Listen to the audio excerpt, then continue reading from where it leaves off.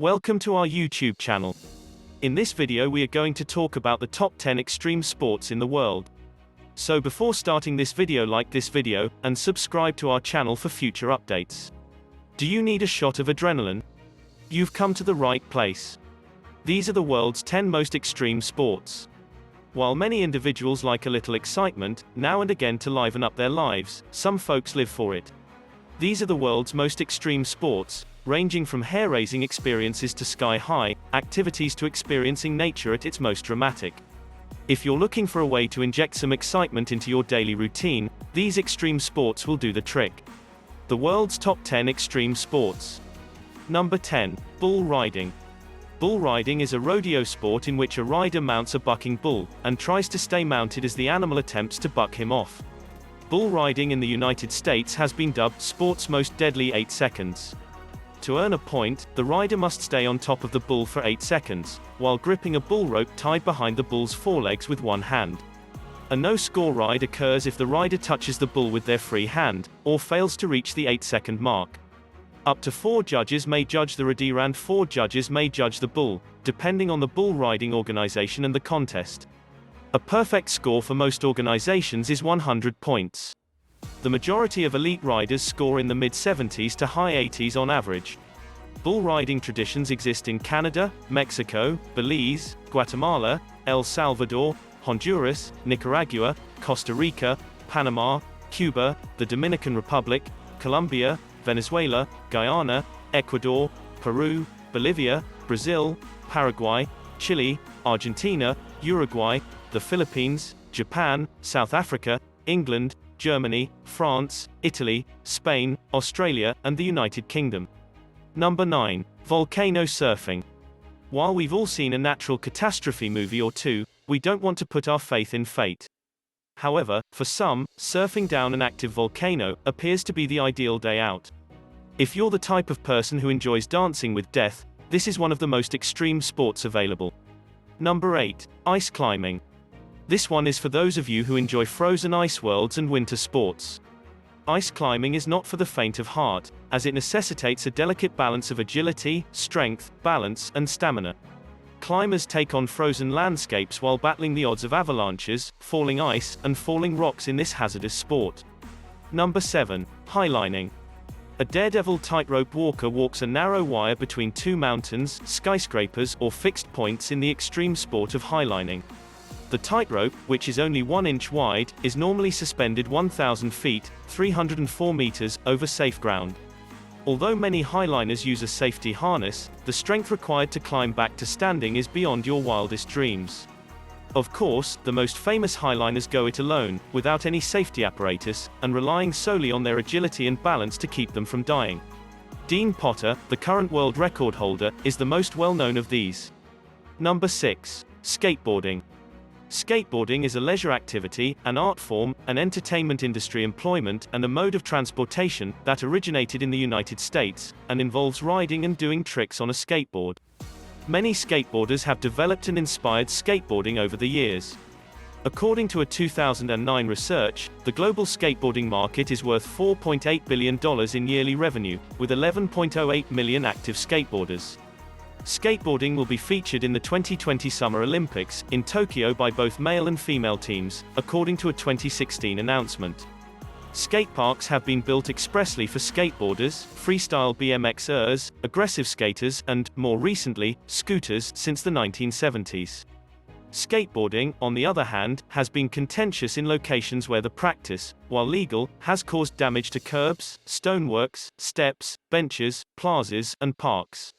Skateboards, like other tiny-wheeled modes of mobility, like inline skates and scooters, have a safety issue, in that riders can easily be flung from minor gaps and outcroppings in the pavement, especially if the cracks run across the direction of motion. The most common cause of falls and injuries is striking such an irregularity. Higher travel speeds may lower the risk. Number 5. Creaking. Creaking, also known as steep creaking, treetop boating, or creek boating, is a type of whitewater canoeing and kayaking that involves descending very steep, low-volume rapids. It is usually done in specially adapted canoes and kayaks that are built to survive the intense whitewater environment in which the sport takes place. Furthermore, canoes and kayaks provide the paddler with increased performance and maneuverability, which is necessary for avoiding river obstructions. Creaking exposes paddlers to a range of dangers, some of which are specific to the sport. Sieves. A sieve occurs when water in a creek travels beneath boulders, as it flows downstream, and is one of the most serious creaking dangers. A kayak could be sucked into a sieve, and become stuck, submerging the paddler. The kayak will buckle and bend if there is enough water, trapping the kayaker within. If the kayaker is swimming, sieves are much more perilous, because the swimmer can be dragged into one, and imprisoned there eternally without the opportunity of escaping by swimming away from a boat trapped in the sieve. Undercuts and pinning rocks. A kayak can become trapped in a cleft between two rocks, on the stream, or against a wall. The water flows around the feature rather than through it, similar to a sieve. Although strainers or dead trees are not unique to creaking, they can be significantly more dangerous in creeks, because they can often cross the width of a smaller river. Strainers can operate as sieves, trapping boats and people on the opposite bank. Number 4. Ice cross downhill. Ice cross downhill, also known as Red Bull crashed ice or crashed ice, is a winter extreme sport that entails competitive downhill skating, on a walled track with tight curves and large vertical drops. It's similar to ski cross and border cross, but instead of skis, or snowboards on a snow track, ice skates are used on an ice track. The All-Terrain Skate Cross Federation, or ATSX, is the governing body for ice cross. The World Ice Cross League is sanctioned by the International Ice Cross Sports Organization, an international ice cross sports federation. Number 3. Motocross. Motocross is an off-road motorcycle racing discipline that takes place on closed tracks. Motorcycle trials competitions in the United Kingdom spawned the sport. Motorcycle trials contests, such as the Autocycle Club's first quarterly trial in 1909 and the Scottish Six Days Trial, which began in 1912, were the forerunners of motocross in the United Kingdom. When race organizers abandoned meticulous balancing and tight scoring, in favor of a race to see who could get to the finish line first, the activity became known as hare scrambles, a term derived from the phrase "a rare old scramble," which described one such early race. Despite being recognized in the United Kingdom as scrambles racing, the sport gained in popularity and the championships became known internationally as motocross racing by combining the French term for motorbike, motocyclette, or moto for short, with cross-country in a portmanteau. Number 2. Free climbing. Free solo climbing is a type of rock climbing that involves rock climbers attempting difficult summits without the use of any safety equipment. It is popular all over the world. Death is the only possible conclusion if they fall. Free solo climbing is most popular in natural settings like mountain ranges and national parks, but it is becoming more popular in cities. Number 1. Wingsuit flying.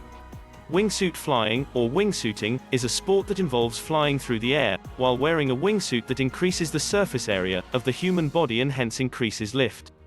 Fabric between the legs and under the arms produces a surface area in the current wingsuit, which was initially designed in the late 1990s.